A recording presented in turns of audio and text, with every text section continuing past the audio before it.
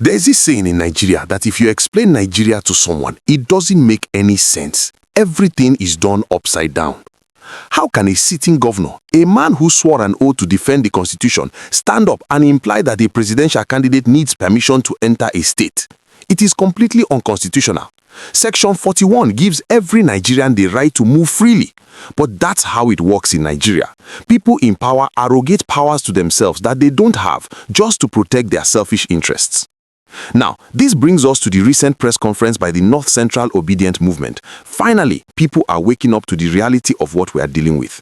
They have sounded a clear warning that any attack against Peter Obi will be matched with equal force. Yes, they made it clear that nobody has the monopoly of violence. You see, these politicians in the ruling party have realized that their psychological warfare is no longer working.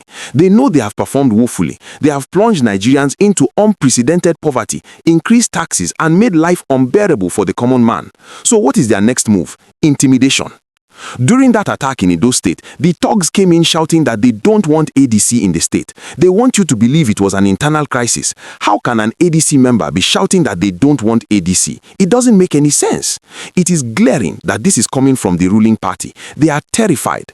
Remember what happened in 2023? They deployed thugs to harass voters. They intimidated people at the polling units. But despite all that, Peter Obi still defeated Tinubu in his own stronghold in Lagos and right here in Abuja.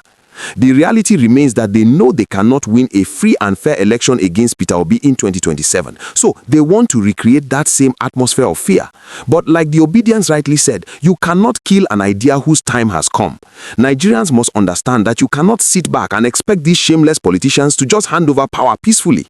They are enjoying the trappings of office while you are buying groceries at exorbitant prices. You must stand your ground. When the time comes, don't let anyone intimidate you from going to your polling unit. And most importantly, do not sell your vote.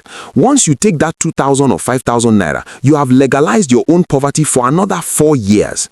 You must organize yourselves in your communities, come out in massive numbers, and insist that the right thing must be done right there at the polling unit.